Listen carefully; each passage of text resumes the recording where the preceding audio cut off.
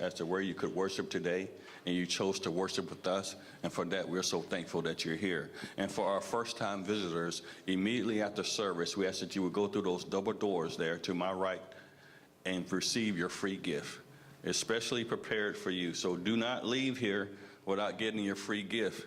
You can't say we never gave you anything. So please stop by, first-time visitors, and pick up your free gift. Listen, we are excited because we started a series about mental health.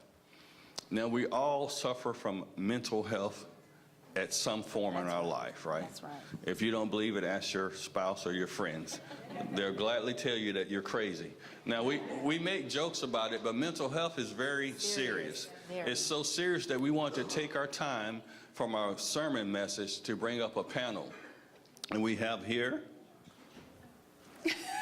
let's start over again. I'm going to start from the top, right? So we can, no, we have.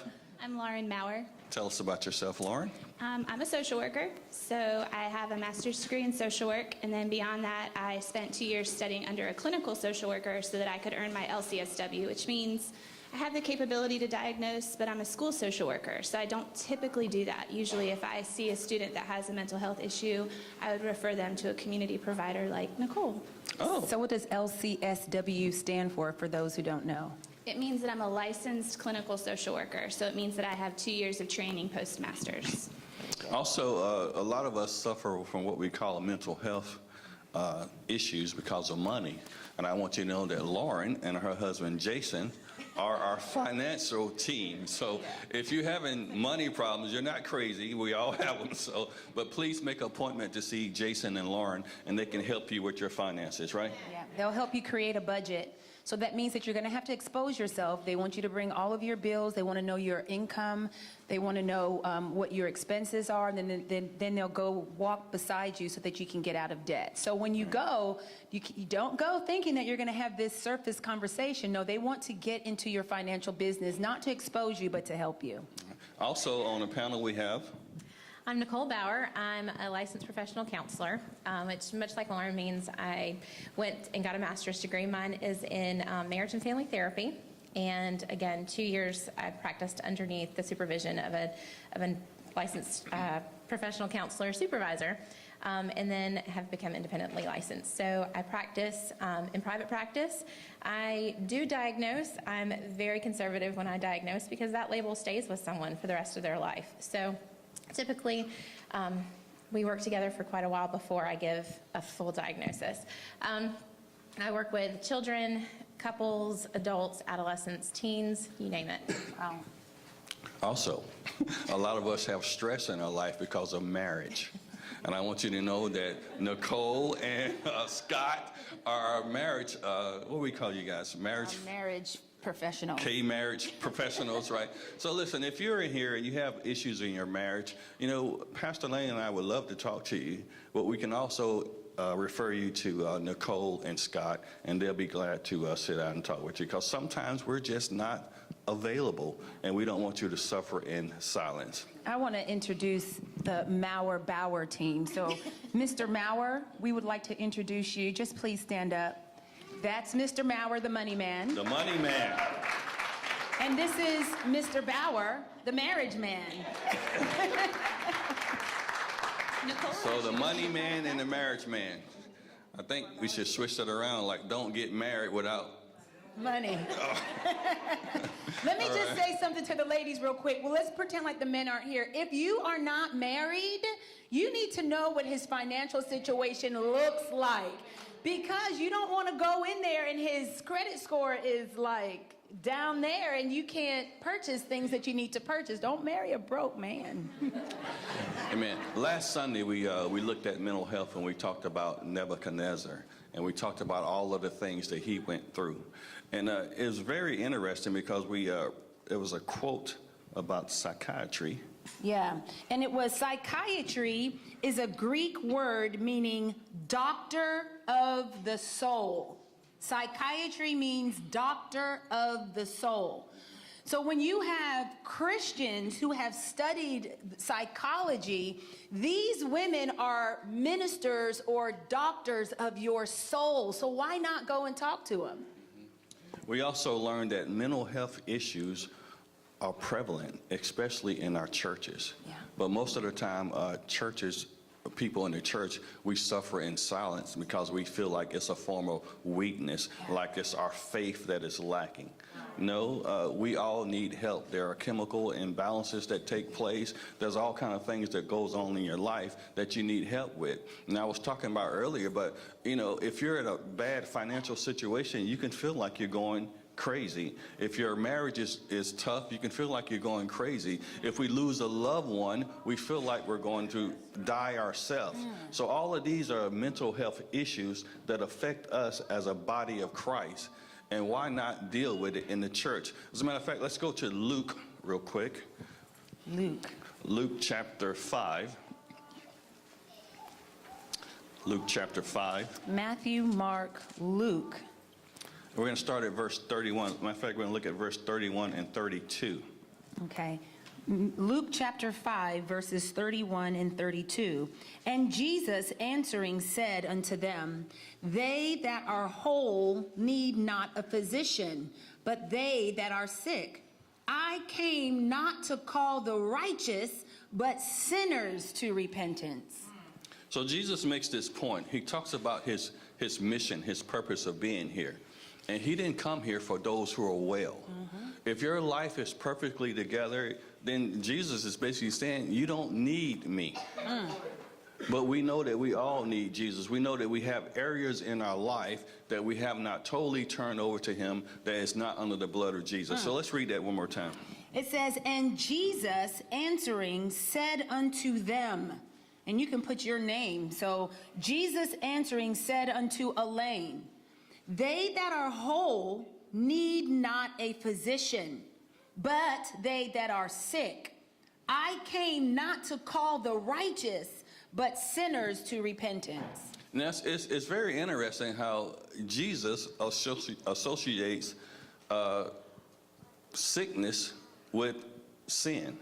Did you see that in the text, right? And last week we talked about Nebuchadnezzar, right? Yeah, we did. It was because of his sin that he found himself in the mental state that he was in. Now, I'm not sitting here trying to reduce all of your problems, everything that you're going through in your mind. I'm not saying this because of sin. Right. But I am saying that the scripture says that Jesus came for those who are sick. Yes. Whether it's sin sick, whether it's mental sick, whether you're lonely, you're depressed, you need to know that you have an advocate on your side, and his name is Jesus. So our hope is to overthrow the stereotype and the negativity of a person needing mental health.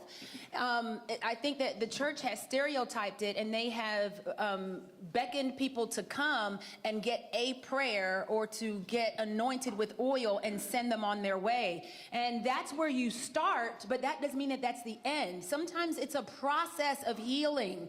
When you have been traumatized from a youth and you just buried that thing and now it's 30, 40 years later, one prayer at the altar is not the only thing that you need. You need continual prayer. You need continual talk therapy. And I'm hoping that the lie and the stronghold that is chained to your mind and your heart about mental illness will be broken and abolished today in the name of Jesus. The Bible says who the Son sets free is free indeed. So we're hoping that you are free indeed to go and speak to someone about the things that trouble your soul. So you may be saying to yourself, I don't have any of those issues. I'm perfectly fine. If someone cuts you off in traffic and you get upset, we're not saying you're crazy. But if you follow that person for 40 minutes, then something is definitely going on. There's something going on that we need to talk about, right? So the question for our panel is, what is mental health? Which one are you going to ask first? We're going to ask both of them. They're both professionals. How about that, right? But which one are you going to ask first? Nicole. Did you guys hear her say no? We're experiencing anxiety up here, guys. It's real. It's real. Mental health, I think, and it's different. It's not something you can just nail down. I think it's very subjective. I think what may challenge my mental health, it could be just the kids acting up or something else, but those little things might not set somebody else off. a wholeness and a wellness in both emotional, spiritual, psychological health. It's kind of all a system Compounding. together. Yeah. They all work together. If my spirit's off, if my faith life is off, then my mental health is going to be off. If my emotions are just out of whack that time of the month, my mental health is off. Yes. Just ask my children. If my environment is off, my mental health is going to suffer as well. So, Lauren, Nicole said that mental health is basically biopsychosocial. Can you speak into that? What does that mean to be biopsychosocial? So it's biological. It's going to be your chemistry and the way that your body and your brain is made up. So when we're talking about chemical imbalances, a lot of time that's coming from the biological component. It's psychological because it's our mind, our spirit, and our emotions. And it's also going to be emotional. So it's going to affect the way that we interact with people. It's going to affect our relationships. It's going to affect our choices in life. So after hearing that, then you say to yourself, there are a lot of factors that contribute to my mental health, our mental well-being. So whether it's that time of the month, whether it's not that time of the month, whether it's kids, whether it's something in your family, it's even concerning the food that you may have eaten. Everything has the potential to affect our mental health. And oftentimes it's the medicine too that we're taking. It all affects us. You know, we read this, when you go to the doctor, he says, these are the side effects. He's like, are you trying to kill me or are you trying to help me here, right? But it all plays in a big part. Go ahead, Lauren. Well, I was going to say that's just when you're talking about what we might consider a typical person, but then you take someone who's experienced trauma. You take someone who's going through a divorce, someone whose child has died, someone who's has a wayward child and they're on their knees every day praying for God to bring that child back. Then you're talking about very situational circumstances, but that absolutely affects your mental health. It might not, like Nicole said, require a diagnosis on the spot because it's situational or transitional, but so pretty much everything we do in life can affect our mental health. And every day can look different. Yes. So a mental health diagnosis is serious, and you want to make sure if you're seriously considering that you're picking a therapist that, like Nicole said, is going to be really conservative in treating mental health. Nicole, Lauren just talked about trauma, how trauma affects our mental health. Can you talk about trauma and what it does to our, not only our mind, but what it does to us in general? Well, first, what is trauma? Again, that's subjective. When sometimes I've worked with people who, you know, they have this core negative belief about themselves. I'm just not good enough. I don't quite measure up. I do great, but I could always do more. And when we peel back those layers, and it's the proverbial peel back the layers of the onion, but it's very true. And we get to what really happened and what caused them to believe that for their whole life. It could be something as simple as a parent telling them, like just the other day I had somebody say, when I learned to read, I was reading this page and I was really excited and wanted to share it with my dad. His dad was a physicist, I believe, and he went to his dad and said, look, I can read this whole page. Well, his dad, instead of saying, oh, that was a good job, I'm so proud of you, said, well, here, read this, and gave him one of his journal articles. Oh. And not, he was trying to be, I don't know what he was trying to do. Probably wasn't the right thing. But that kind of thing can stick with somebody. So that is what they refer to as little t trauma. Little things that just over time compound. Little t trauma. That is little t So trauma. something as small as that can create a traumatic effect in your life. Yeah. Okay. When you have these expectations and things just don't align with the way you think they should be, it kind of like, it messes with your mind a little bit and messes with the way you see the world, so that's going to have an impact. Now, the larger trauma, what they refer to as the big T trauma, that is something, it could be being held at gunpoint, it could be being the victim of a sex crime or sexual abuse or physical abuse, those types of things that we typically associate with trauma. And again, it can happen one time and affect you for the rest of your life, or it can most often be repetitive with the like sexual abuse and the molestations and those types of things. A lot of times it has happened a few times, and that's going to come with so much weight. Right. So I want you to understand that what Nicole just said is there is little t trauma. And then there's big T trauma. But you notice she said the effects of both last. They can last a They long could last time. for a long time. Especially if we ignore them and press them down. suppress them. And then all of a sudden someone does something or says something, or we smell something or we see something, and then immediately we are what? Triggered. Well, and that's because trauma, whether it be little t or big T, actually rewires our brain. Yeah, so speak into that. So it actually changes our pathways. Trauma will actually do that. So you'll hear people say, well, I think that happened to me when I was little, but I can't remember. And they'll actually think that they're lying to themselves to try to cover the trauma because they've buried it so deep. A lot of times that happens with sexual assault victims where they're like, well, I think that happened, but I can't remember. But that's the brain has rewired itself so that so that you can cope in life. But then you'll have the smell, or you'll hear the song, or you'll see the food, or even a color, and it'll trigger it. But you don't even know where that's coming from. So a lot of times what I think we see in mental health and therapy too is that people will go get treated for one issue. I'm having headaches, I'm having stomach aches, something's just not right. And then they start to feel better, they stop. And then the issue comes back and they don't understand why. Well, it's because they never got to the root. So it's like when you're gardening and you continue to pull up weeds, but the weeds come back, you never got to the bottom. So if you're only going to therapy for what I call Band-Aid therapy, you're not likely to see the lasting results, and you're not rewiring your brain to think in a healthy way. Wow. That's very interesting. Now, I want to go to John 14, verse 27. John 14, verse 27.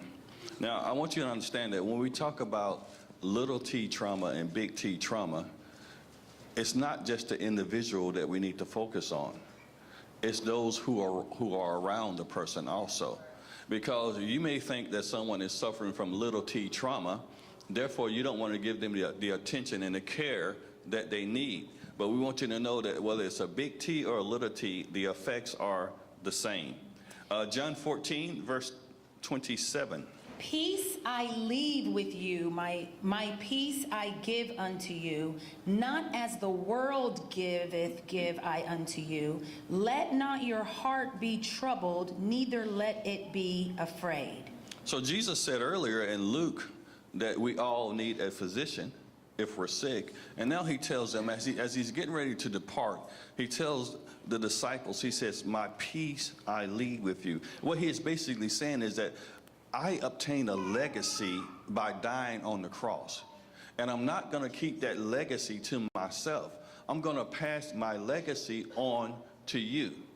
That's why we as Christians, we should be the perpetuation, we should be the ones that carry out Jesus's peace. Why? Because we have it.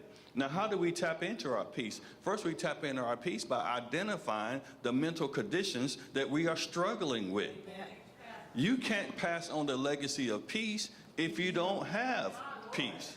Does that make sense? Yes. So we need to understand, first of all, how are mental health issues diagnosed, Nicole? So we have this lovely small little book called The Diagnostics and Statistical Manual of Mental Disorders. Also known as the DSM. There's a new one now. This is the DSM-4 TR, but there's a DSM-5 now.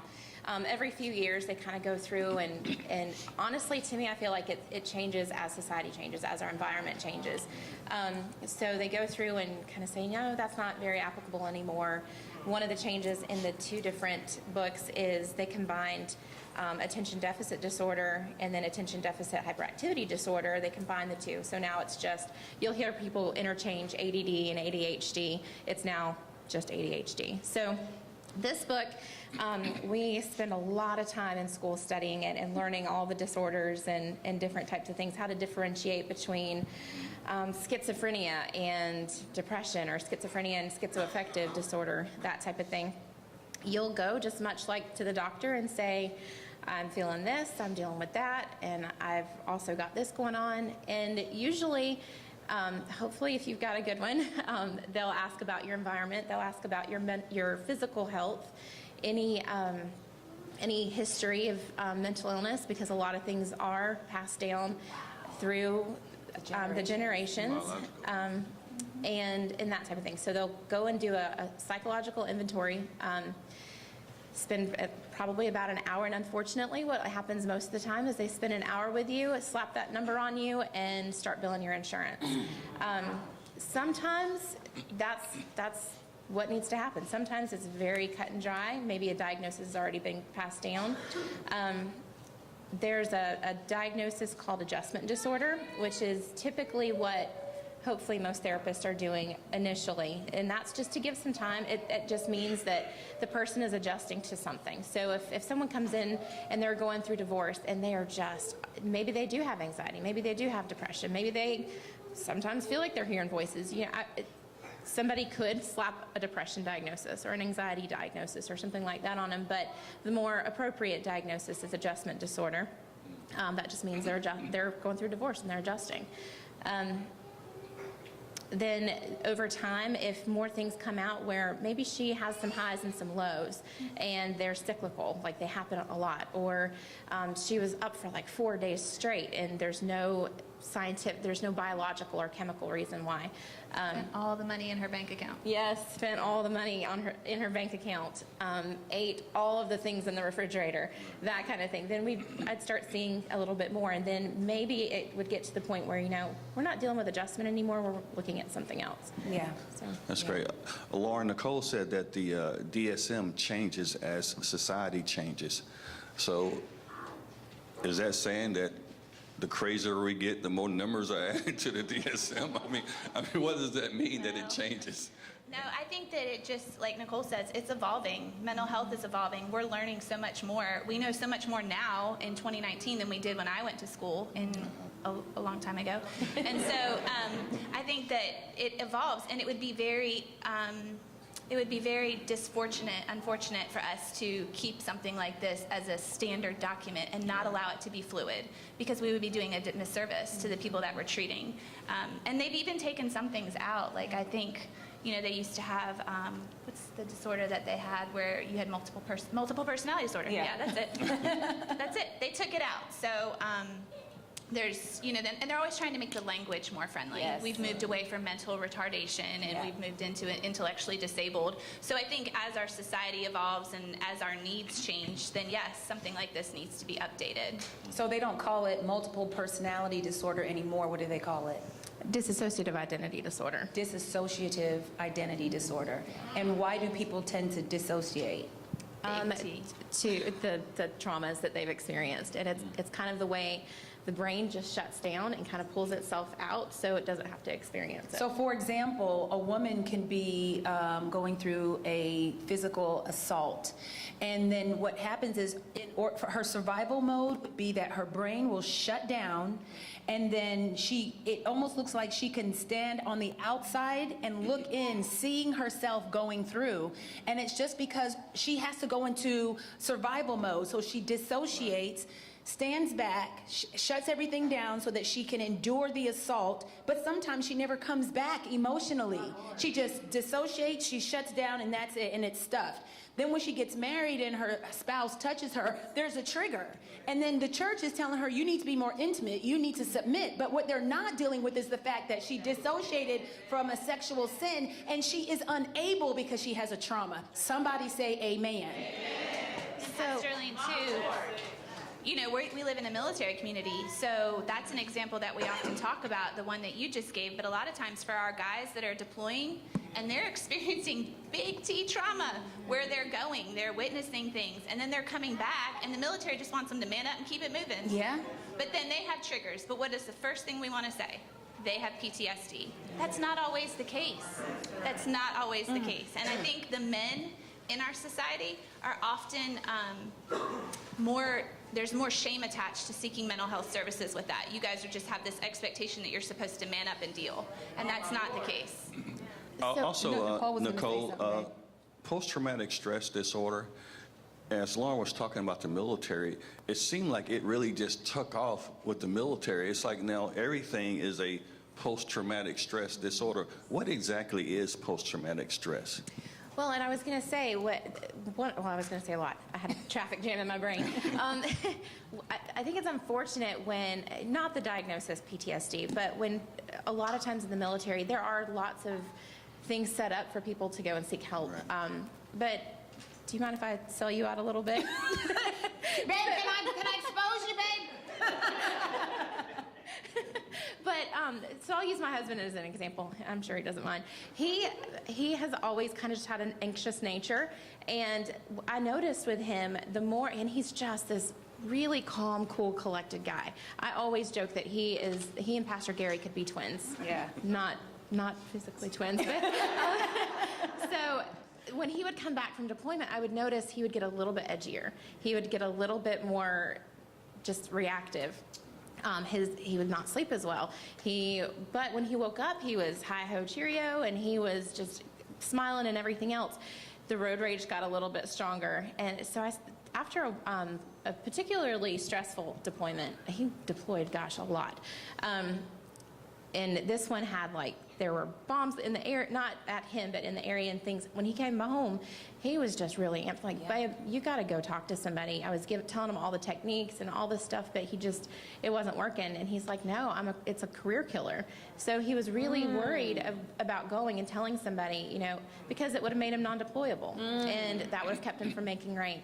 And I know there are systems set up, and there's just work to be done there. But I feel like when a person, not just a man, is given the diagnosis PTSD, it's almost like that badge, like that you have to wear that. It's like a heavy yoke. It's a heavy thing to wear, and it's almost like that's what's wrong with you, and we're just gonna have to give you some medicine to calm your head down and go on about your way. But there's help that can be done. There are treatments. There are things that really can help go back through that.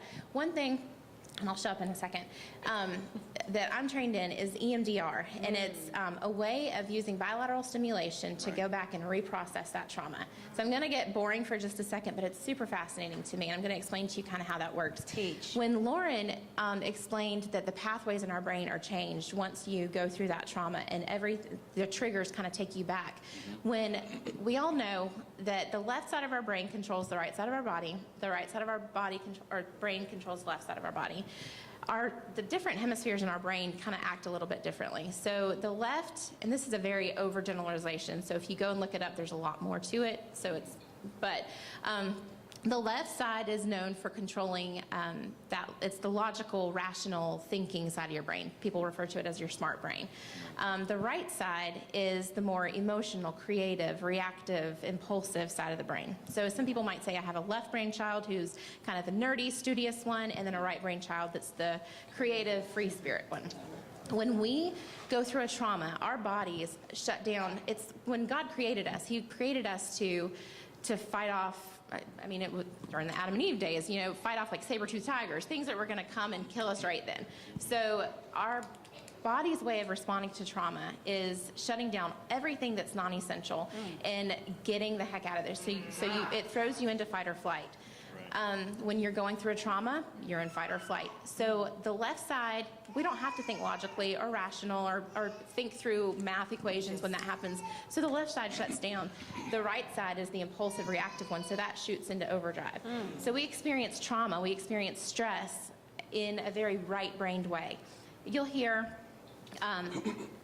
people that have just had runners, for instance. You'll hear them say, my head's just real cluttered. I'm going to go for a run and just kind of work this out. Well, there's a lot of science behind that. So the way we go back and kind of help reprocess that trauma in the brain and those pathways and get them to fire a little bit more evenly is, we want to bring the brain back into succinct. We want to bring it from a very right-brained way and bring the left brain back in so we can make some sense of what happened. There's a lot of guilt attached to both the men and women in combat, or the person who's been sexually traumatized. They think, why did I let this happen? Why didn't I say no? I could have fought off harder. Well, when we go back and think that, we're able to use rationality, but in the moment, we're very emotional. So you can go back and reprocess trauma and kind of change up those pathways by bilaterally stimulating yourself. Like, you can do it through tapping. I'll show you in a second. But by going back through those memories, going back through that trauma and kind of just, it's difficult, but you access those memories, you access that trauma and think about what happened, all the while of doing bilateral stimulation. Some people use a light bar and you just kind of move your eyes back and forth. Some people use tappers. They're alternatively, they vibrate alternately. Or you can even do this While you're talking about the trauma? Why? And it can even be done when you're not even talking about it. As long like a lot of combat vets don't want to talk about it, so you just picture it, or you can do like a crossing like that. And that is just it forcing your brain to stay even and stay in a lateral situation while you go back through that. So you can apply that logic. You can apply that rational way of thinking. So you're thinking, I was 6 years old. No, I couldn't fight that person off. So it relieves you of the guilt. It relieves you, and it also kind of helps to relieve those triggers as well. Wow, that's EMDR. EMDR, it stands for Eye Movement Desensitization Reprocessing. Wow. Now, Nicole, you said something very interesting. You said that a lot of people don't seek help because they're afraid of it may affect their career. It may make them look bad, even in some of our churches. Jesus. So how do we help people who are just afraid of the stigma that comes along with a mental health diagnosis, Lauren? Now, before you answer, Lauren, a religious person would say, God hasn't given you, and we rebuke it and we bind it and we cast it out in Jesus' name. Now go on and be happy. No, that is not the answer. God has not given you the spirit of fear. That is correct. However, we need to go a little deeper. Yeah, I think sometimes as Christians, we can get to this place where we want to kind of neglect the science part because we want to live in faith and walk by faith and not sight. But there's a place for science in Christianity, and there's a place for mental health treatment and these kind of unique things in mental health therapy in Christians. I mean, Nicole and I are definitely practicing Christianity. I work for the school system, so I can't really go in there and do it like I would like to sometimes, but there's a place for that. And so how do we help people? We help people by reducing the stigma. We help people by sharing our own testimonies. We are overcome by the blood of the Lamb and the words of our testimony. So if you have a testimony to share with someone about a family member or about broken chains or, whatever it may be, like Nicole sharing about Scott and his deployments, I went through, I had a therapist I had a professor when I was getting my master's degree, and she said none of us could treat anyone until we had cleaned out our own backyards. And so I thought about that, and I was like, okay, my own backyard.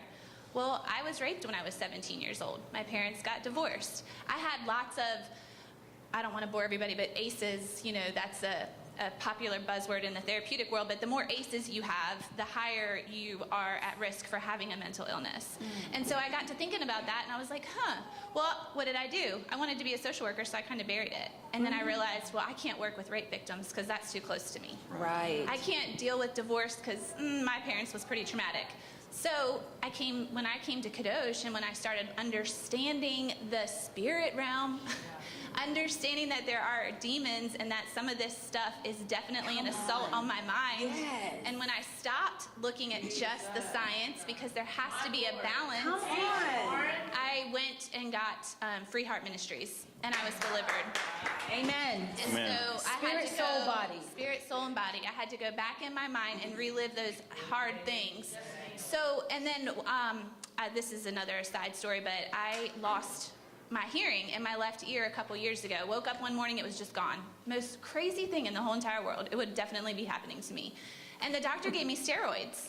So he gave me steroids, like literally injections of steroids into my ear, and I had to lay on my side for like 30 minutes after I got them, and then he gave me oral steroids. Well, I was going on a business trip to Arizona, okay, as far away from home as you can possibly get, and they stopped my steroids while I was there. Immediately. Immediately. Which is a no-no when you're dealing with steroids. Huge no-no. You're supposed to be tapered because those are very strong drugs. Right. So here I am in the middle of this conference, surrounded by social workers. Okay, so if you're going to lose your mind, I'm in a good place to do it. And I definitely felt like that was happening. And I literally felt like Pastor Lane said, like I disassociated. I could see everything that was going on around me, and I immediately started having suicidal thoughts. But it wasn't me, and I knew it wasn't me. So I called my mom, and I was like, you're going to have to get on a plane and come to Arizona because something's really wrong. But she didn't have to. She was able to talk me down. I was able to call a friend and kind of get out of that place. So that's what? Adjustment, transitional. But what I realized was that was medicated induced. That was medicated induced. That was that doctor's fault for not treating me in best practice. And so I say that to say that it can happen to anyone. None of us are immune. And if we're not treating our mind, our spirit, and our body, we are doing ourselves a huge disservice.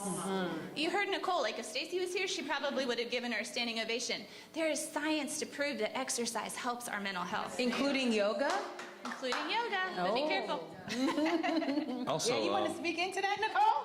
actually, Ms. Therapist? I have a question Oh, for it's you. right there. Hold on. I have a question for you, Nicole. Lauren was saying that there are certain triggers. So what are the warning signs? I mean, if I'm talking to someone or someone's evaluating themselves, what are some of the warning signs that says that you may have a mental health issue? Oh, there's a lot. Ask your husband. With different disorders and different illnesses, you're going to have different things. But I think if it's something that has just started happening, and if the person is a little bit, they're just off. They're not the way that they used to do. Maybe they used to handle things a little bit differently, and now the little things are really have been turned into big things. So personality is a big one. Yeah. Their personality changes. Their personality changes. Sleeping patterns, that's a really big one. Their behaviors change. So, And it's going to be evidenced in more than one area of your life. So a lot of times you're not just going to have, your husband is not going to be able to say you're depressed. A lot of times it's going to have to come from another influence or another. So if you've ever had a child that's been screened for ADHD, they have a parent scale and a what? A teacher scale. Because they need to be able to see it in more than one area. Yeah. So as you start to notice these changes in your life, how important is self-care, and what does self-care look like? Self-care is huge. When I was explaining the left and the right and being over-emotional and the fight or flight, I've read an article recently. We are constantly in a state of fight or flight. We're no longer being chased by saber-toothed tigers, but we allow our daily lives to keep us in that state of panic. Yes. When you wake up and you feel like, oh gosh, I've got to go get ready, I've got to go and I'll do my makeup in the car, and then you get to work and you're behind because you've got all these emails and your boss is asking for this, and then even just talking about it is making my heart rate Anyone go. being triggered right now? And then you bust through your work day and do really more like 16 hours of work in an 8-hour work day. Then the whole way home, oh gosh, I forgot to pick up chicken. I'm just going to go through the drive-through. You get home, the kids are behind. That's our day. That is probably everyone's day, minus the kids and that kind of thing. We don't stop and rest, and so we go from fight or flight all day, every day, and never get into rest and digest. We were not meant to live that way. We were meant to come back and to ground ourselves and to regroup and to prepare ourselves for that threat that's coming at us again. So when that has become our everyday just way we function, when we take a break, we feel guilty. When we calm down and we sit, we think all of these things. So then our mind is still racing. We still feel stressed. So it is so important to have a good balance and to schedule time for people that are just real busy and kind of pride themselves on, I don't sleep and I have all these things to do.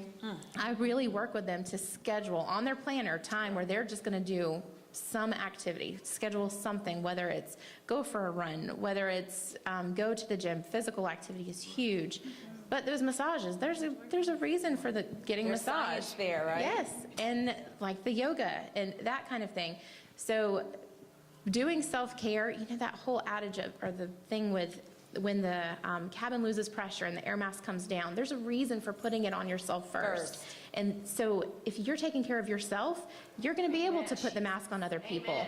But if you don't put that mask on yourself and you're still so worried about helping everybody else, you're going to pass out on that plane and then you're all going down. Yes. So putting that mask on yourself first, doing that yoga, doing that exercise, going to the gym, going on that fishing trip, spending time with your guys, and that type of thing is really, really important. And it's very important for those of you who are in ministry. It's very important that you take care of yourself. As Lauren said earlier, I couldn't do anything until I identified my own self-issues first. So when we talk about taking care of yourself, we talked about warning signs. Where can we get therapy? I mean, who can we talk to about therapy? Right? Yeah, I think that, now you can come to me and Nicole, and we'd be glad to give you names and numbers. There are confidentiality and Yeah. dual relationship things going on. So, Jason and I got his children enrolled in some therapy to deal with the divorce. Right. And they actually got signed up with Nicole, and she was like, I'm not going to be able to treat those kids. Yeah. So we were like, yeah, because of dual relationships. So we might have to refer you to somebody else, but there are good therapists in Goldsboro. There are good Christian therapists in Goldsboro. And there's nothing wrong with the secular therapist, because if you're sanctified, holy, and set apart, you're going to know when you're getting stuff. I tell people all the time, chew the meat and spit the bones. Yeah. So take what is relevant for your healing and get rid of the stuff that's not.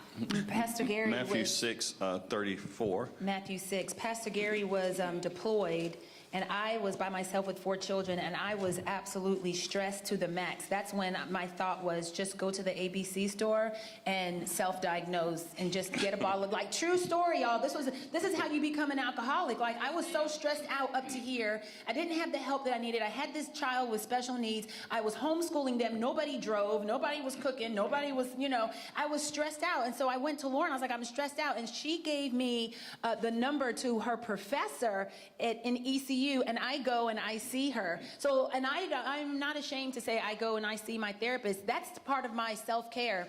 I tend to try to go at least once a month. And then people ask me, well, Pastor Lane, can I go to your? No, you cannot. Do not ask me for my therapy. That's my special safe place in Greenville. Thank you. Matthew, what? Matthew 6:34. Also, as Pastor Lane was talking about seeing a therapist, if you set up an appointment for counseling, you're basically going for a mental health evaluation. Because you come in, you talk to us, you tell us what's going on in your life, and we use the scriptures and we talk to you and we try to help you get your mind right. And a lot of times when we talk to people, it's your self-will that you're trying to force on someone else's, right? You're trying to force your way up on someone else. So let's look at Matthew 6:34 real quick. Take therefore no thought for tomorrow, for the morrow shall take thought for the things of itself. Sufficient unto the day is the evil thereof. Now, Nicole said something earlier. She says that as you go through life, there's so much pressure in the world. I mean, there's everything out there and really it's competing for your mind. Yes. It's competing for your time. If you're bogged down with the cares of the world, then you don't have time for self-care. So that's why it's so important, as Nicole said, that you take that time out for yourself to make sure that you're receiving that self-care that you need. After all, the scripture says that tomorrow will take care of itself. Your worrying is not going to change that one thing. I wanted to add, when you asked where you can get help, now if you've got some serious symptoms, of course, go to a professional. But I think the reason I've got such job security as a therapist is because we aren't in relationship with each other anymore.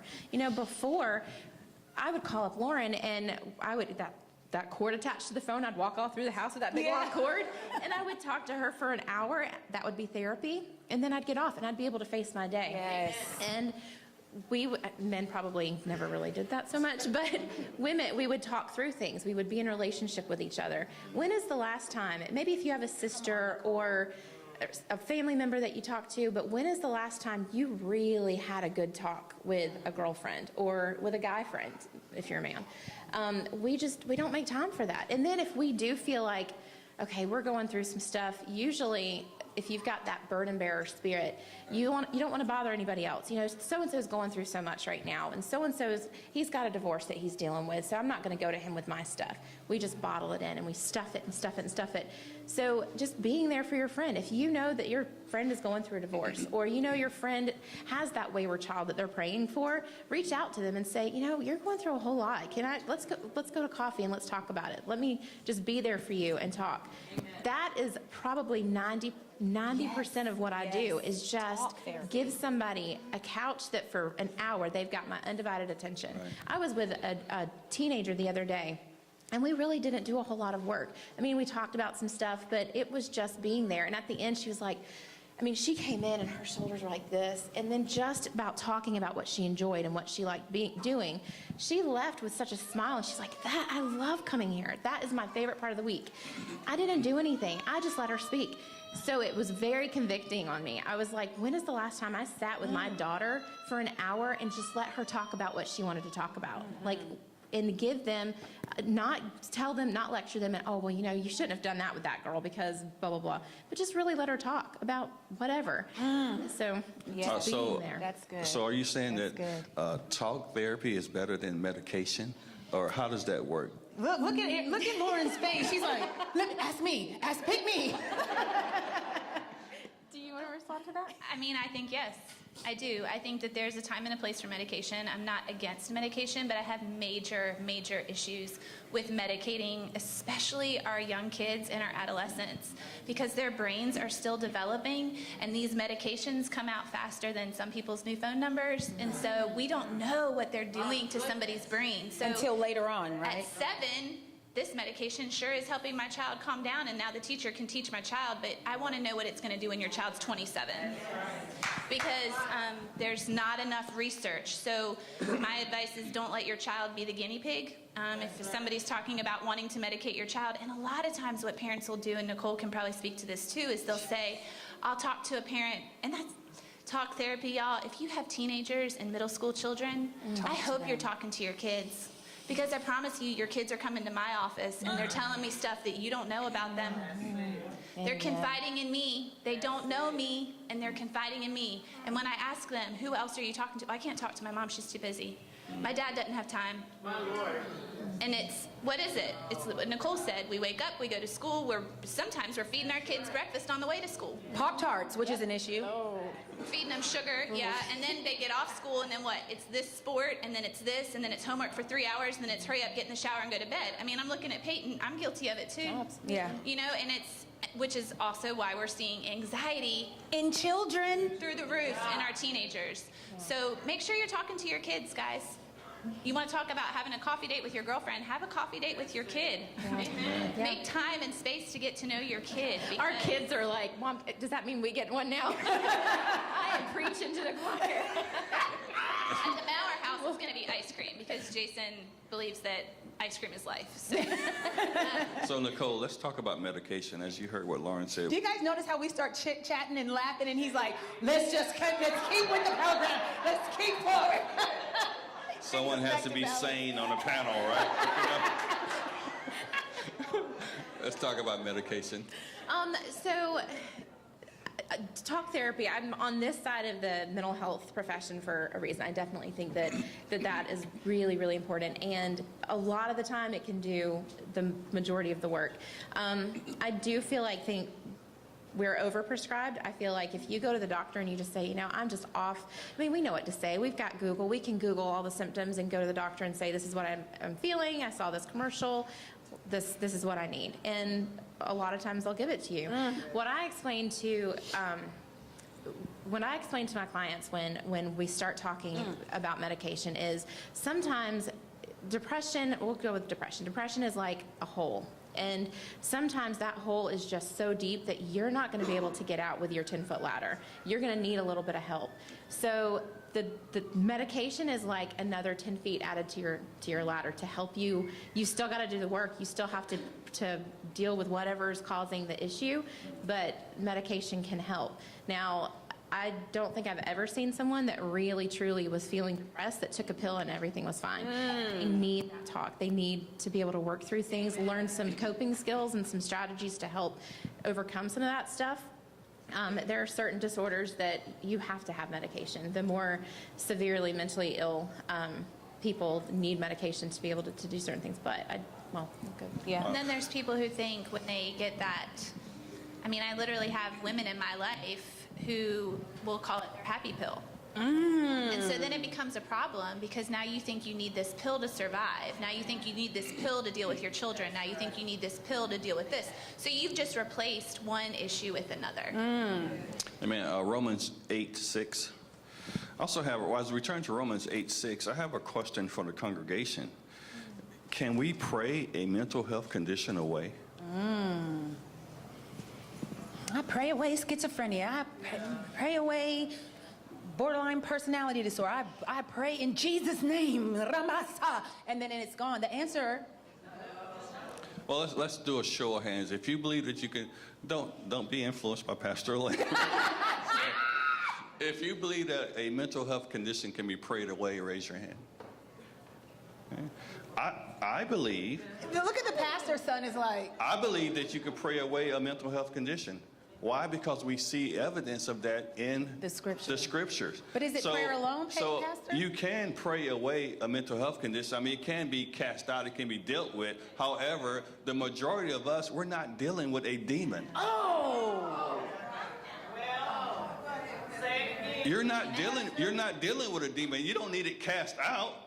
You just need to talk to someone.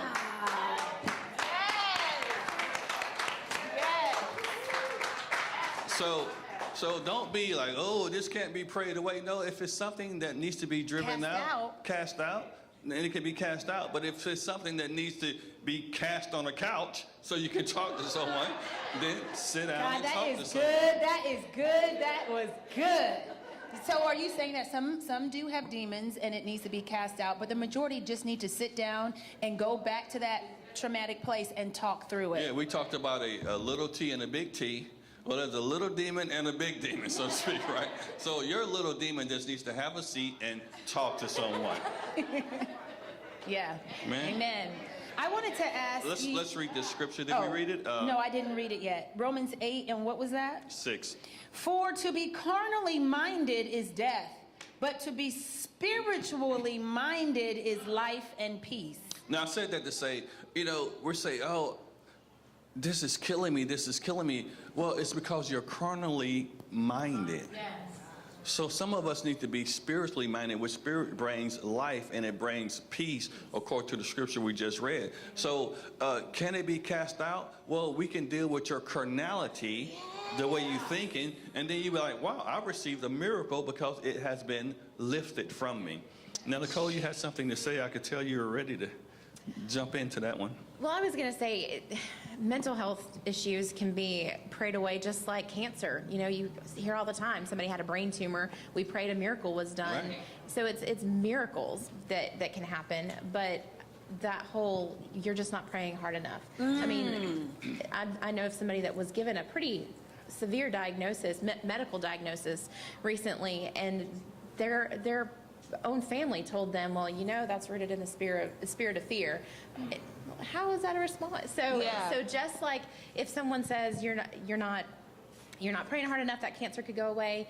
When someone tells you you're not praying hard enough, that depression's not going away, like Right. you need to go talk to somebody else. Yes. I got a text message just now. So I want to let the people on Facebook know that if you have any questions, then our people are standing by to answer your questions. I'll get the text, and then we will answer your questions. And one of the questions that just came in on Facebook Live was, what do I do if I've had a bad experience with a therapist?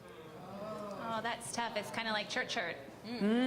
Yeah, so I think that it's, you find another therapist. Call me and I'll hook you up with somebody. Yeah, that's call good. Nicole Bauer, and she'll hook you up with, because if you don't trust your therapist, you're going to go in there anxious.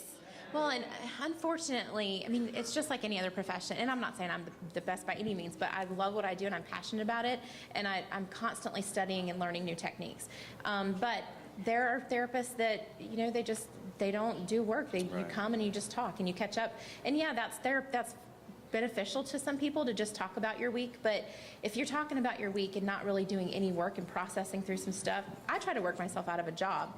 I get clients all the time that have said, I worked with my therapist for 1.5 years and she moved away or whatever. And when I say, okay, well, what worked for you? What are some of the things that you guys have already done so we don't repeat that work? And they're like, well, we just talked.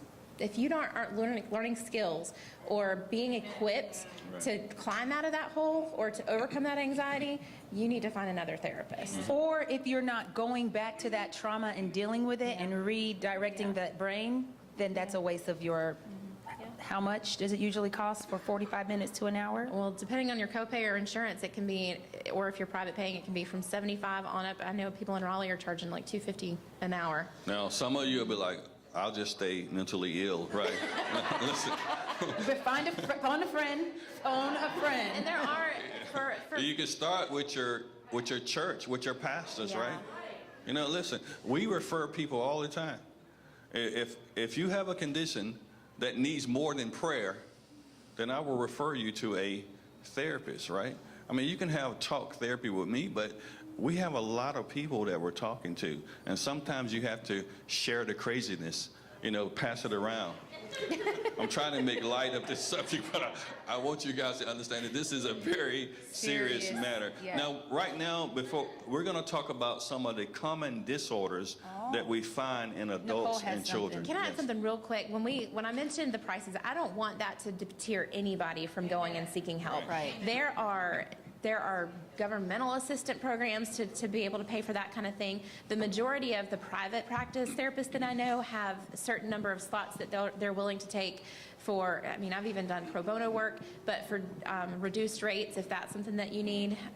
There are lots of resources out there. Most people, if you're employed full-time, talk to your human resource manager. There's a program called Employee Assistance Plan, and it's EAP, where your employer has worked through a contract and it's not reported to your employer. Your boss doesn't ever know. You just come for between 3 and 6 sessions. Most companies will pay for. Wow. So there's no excuse not to seek help. Go ahead. So, Lauren, were you going to say something? Well, I was just going to say, we make time and we make place for the things that are important. So if you have a mental health condition and you're not seeking that because of a financial reason, I think it's sometimes we have to ask ourselves how we're prioritizing what is important. And, getting a budget, figuring out what your mental health allotment needs to be, is important. And so I think sometimes we'll make priorities and they're not in line with what we really need to be doing. Pastor So Gary? when we talk about some of the common mental health disorders, alcohol and substance abuse, is that a mental health disorder? It's more of a dependence. It would more be under an addiction category, and addiction is a disease. It's a disease like cancer. It's a disease like anything else, and it has to be treated appropriately. And so I don't think it's a mental health disorder. What I would say is that it would attribute, and so what we have these comorbid disorders where you'll often see. Or did you say comorbid disorders? Yes. Yeah, okay. Meaning that, a lot of times they complement each other, if you will. So you might have addiction and depression. My Lord. Because they're going to, if you're in a state of addiction, you're also probably going to be experiencing some depression, or you might be experiencing some hyperactivity, or you might be experiencing suicidal thoughts. So they're comorbid because they work together. Mm-hmm. Alcohol use disorder is in the DSM. So it's something that we can diagnose people with. Wow. Usually with addictions, that's such a specialized treatment modality. That's such a specialized issue that there are people that are skilled beyond just your typical LCSW or LPC. There are licensed clinical addiction specialists. So if you see LCAS, that's usually somebody that's gotten a lot of training in that specific field. Repeat that again. LCAS stands for Licensed Clinical Addictions Specialist. Addiction Specialist. And in the state of North Carolina, there are so many different levels of credentialing for an addiction specialist. If you're wanting real help with an addiction, LCAS is the credential to look for. That means they've really gone through some schooling. They've shown under an apprenticeship or internship under somebody else. They really know their stuff. Lauren, you mentioned comorbid Disorder. Well, they're called comorbid because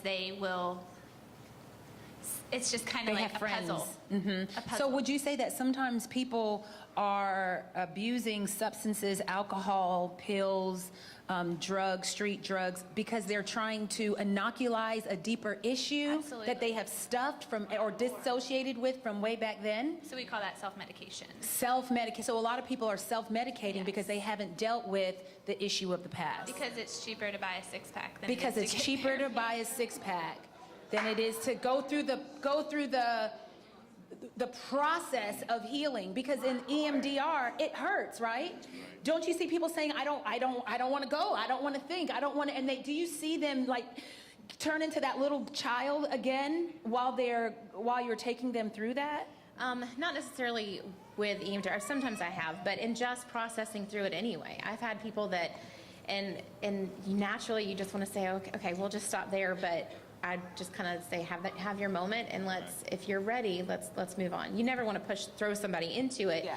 But most of the time when they've gotten to that point and they're coming to me for that kind of work, they're ready to do the work. They know it's going to hurt, but they know it's going to be worth it. Amen. Matthew 8, verse 16. Now we're gonna Matthew 8, verse 16. We're gonna talk about some of the common issues that we find in our children and in adults. But let's read Matthew 8. Matthew 8:16. When the even was come, they brought unto him many that were possessed with devils, and he cast out the spirits with his word and healed all that were sick. Let's keep going. Keep going. That it might be fulfilled, which was spoken by Isaiah the prophet, saying, himself took our infirmities and bare our sicknesses. It's very interesting because the scripture that Jesus associates demon possession with sickness. You see that in the text, right? So, and we're having this mental health symposium here because we want you to know that there is a sickness that we all suffer with that can be covered by the blood of Jesus, and it can also be dealt with if we just simply talk to people. So we're going to talk about some of those disorders that we find in adults and in children. Lauren, let's talk about the children since you work with children. What are some of the common disorders that you find? ADHD, and in that high school right now, it's anxiety through the roof. ADHD and anxiety. So Wow. anxiety, what does that look like in a teenager or a... It can manifest in so many different ways. This year in particular, I had a student. She's phenomenal. Always just a stellar kid, and involved in sports, involved in athletics, just all these different things. And this year, like at the beginning of the school year, it seemed like every day she was in my office hyperventilating to the point where she couldn't breathe. And I was like, gosh, what is going on? So we went through the bag, and we got mom in, and we're doing all these different techniques. And thank God she has a supportive family, because it always breaks my heart for kids that don't have support and go through this. But she did. And so anyway, we found out through her seeking therapy outside, because I recommended some therapists, that there's a huge history in the family of schizophrenia. Huge. And there's a biological component. So I think what she was experiencing was anxiety, but they're not going to diagnose schizophrenia until she turns 18, and I'm hoping it doesn't go that way. But her anxiety manifested to the teacher simply switching in class. Like, Wow. Okay, we were talking about this, now we're going to talk about this. Or I need you to put this away and get out this. And then because she was an honors student and she was, super high up there with her classes, I think it just got to a point where she was what we would have calling a mental break.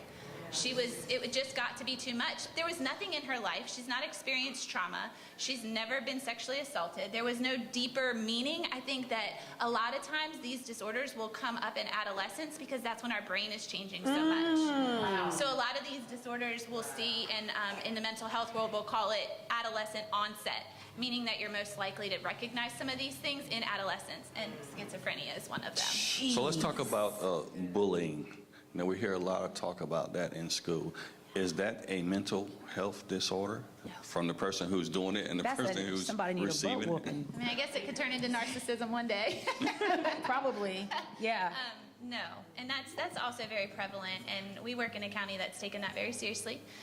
And so there's a lot of things that have to be put in place now for something to actually be bullying. Bullying is a very persistent, evasive behavior demonstrated over a period of time. It is not, Nicole, I don't like your outfit. Wow. Right.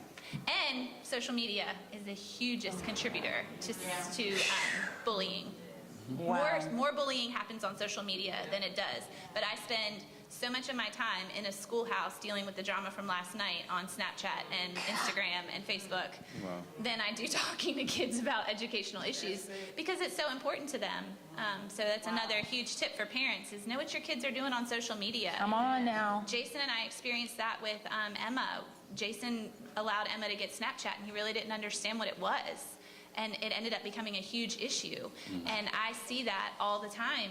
These girls who think they're being bullied, but you sent a picture of yourself not fully clothed, and he Snapchatted it, and now the whole school's seen you, and now you're upset. You're not depressed.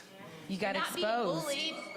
You got exposed. Now, I do think if someone were to bring their son into me and say, he's bullying kids all left and right, I think that can show that there are other things going Yes. on. Either in the home life, or maybe they are dealing with some mental health issues themselves. So I think that might be a symptom of something. Yeah. And then I think for the kids that are being bullied, absolutely, that can end up causing depression. That can Yes. end up causing anxiety. Yeah. So I think it's a big cause of something. So if there's bullying going on, I think, and I'm sure that's what they do in the school system, they talk to both the kid that's being bullied and the bully to find out, okay, what's going on? What caused this? Like, tell me more about it. So what are some common adult mental health issues that you see a lot of? Anxiety, a ton of anxiety. Depression. Those are really the two main things. A lot of times it will be related to trauma, or it'll be related to something that's going on in their life. Because we're already pulling that rubber band so tight, you throw one little thing on there and we just come unraveled. So we're functioning kind of like keeping our head above water, but you throw on the fact that your parents, even as an adult, your parents are getting divorced, and that just puts you under. Or you put, my husband just lost his job, you go under. Like these little things that we may be able to handle if we weren't pushing ourselves so hard. But nowadays, it takes just the last little thing. The death of a loved one, anything like that. Absolutely. Right. Pastor Gary gave us a script to keep our focus, and so when he mentioned, I think it worked. I'm Yeah. not sure, right? I wanted to say that I wanted to put this out there for anybody who wants to go back and watch the video, that some of the things that he put on here for childhood mental disorders, some of the things that he wrote is attachment disorder, attention deficit, conduct disorder, transient or tic disorder, being on the autism spectrum. Those are some of the things that if you know that your child is going through any of those things, and they need some help, don't just get the help from the school system. Get some help from a person who is a Christian and understands psychology to help them. Another thing that Pastor Gary put down here is that some of us are going through personality disorders because of whatever reason.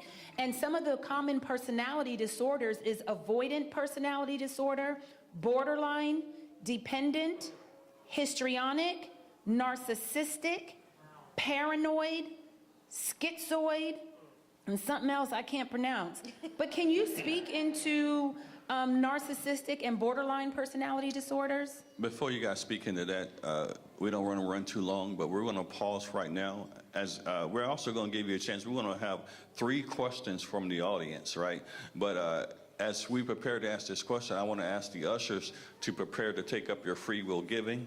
So I ask that you prepare yourself to give as we go into this next question. Yeah. And then we're going to take maybe 3 questions from you guys, and then we're going to open up the altar so that we can cast this demon. I mean, just so we can pray. But we can know pray that with when each you're other. coming up to ask a question, that it's not a counseling session, and it's just a quick question. So can you speak? Ask that the ushers get ready. You guys can go ahead and start taking up their free will giving, and as you prepare to speak into some of these disorders. And the Census Bureau report that you found, that you Yes. filled out. You can also drop your sheet that you fill out into the offering basket as it passes by. So can you speak into 2 of those personality disorders, narcissistic, because we hear that a lot, and borderline personality disorder? Those are tough. Those are really tough because there's really, well, first of all, you're not going to medicate them. Those are not disorders that are going to be able to be. I feel like, Nicole, you should take this one.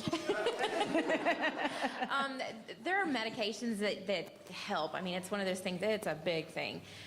If you go into a conversation with someone and always feel like, oh my gosh, they just sucked everything out of it. Now, I do want to do a precursor.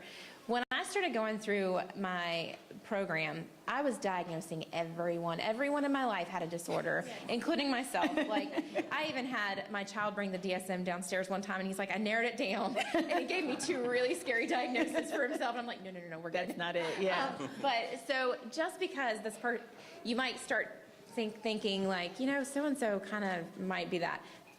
it doesn't mean you have a disorder. Right. So if you know someone or you feel like you could yourself, then seek help. But Yeah. for like borderline personality disorder, if you talk with them and you feel just completely exhausted and drained every single time, and no matter very attention seeking, they need the limelight.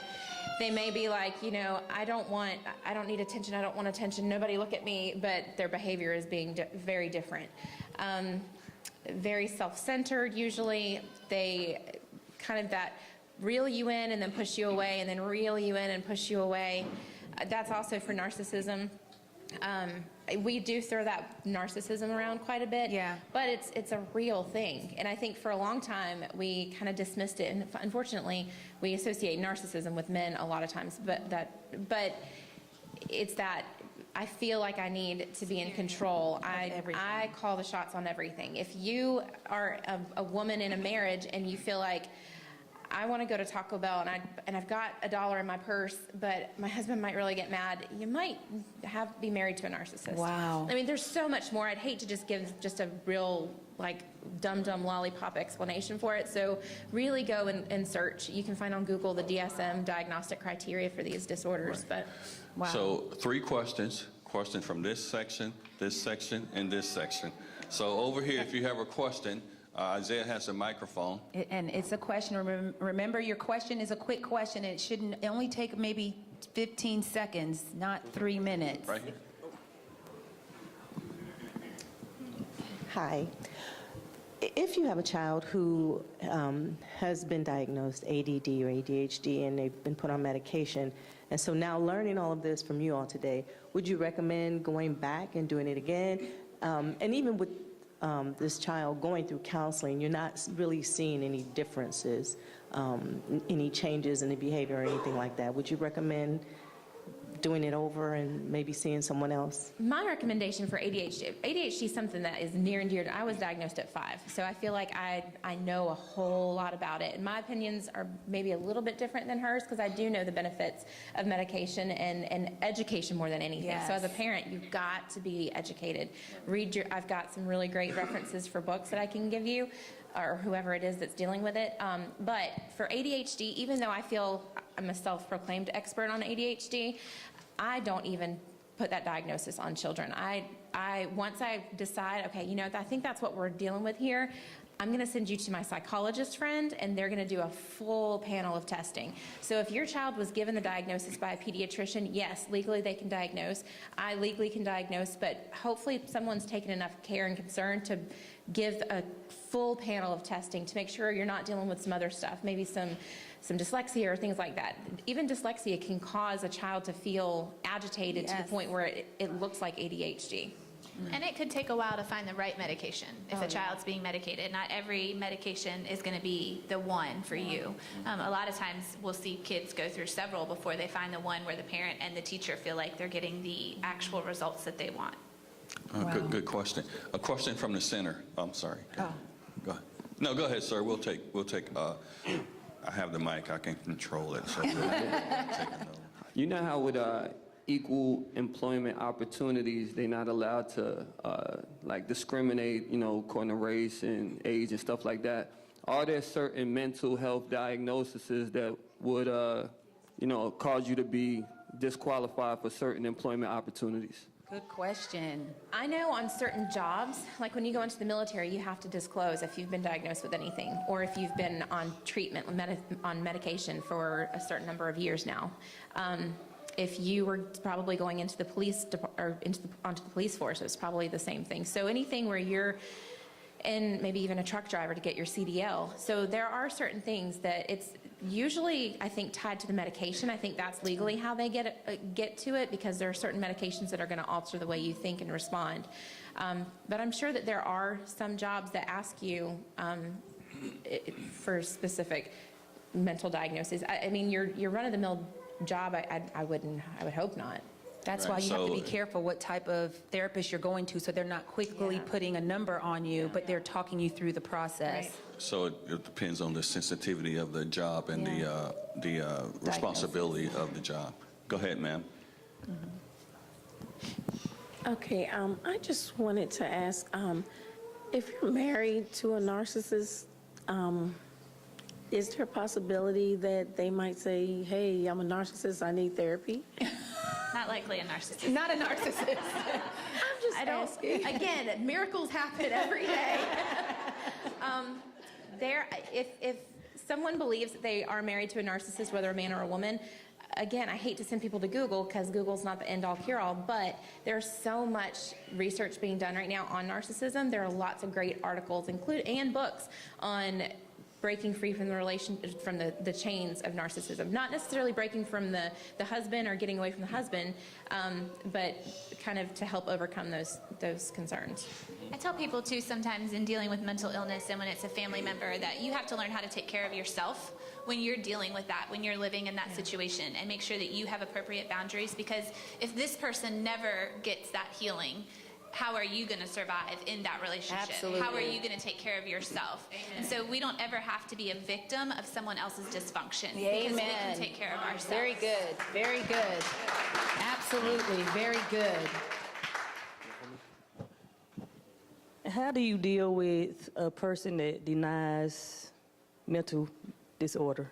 Or how do you help them? Both. I need both, like help or, deal with them. Has it been a diagnosed condition? No, but it is. I think that kind of goes to what I was just explaining to her, is that, you can put the cart behind the horse, and the horse might never pull the cart, and so you have to decide at that point, am I going to be a victim of this person's dysfunction?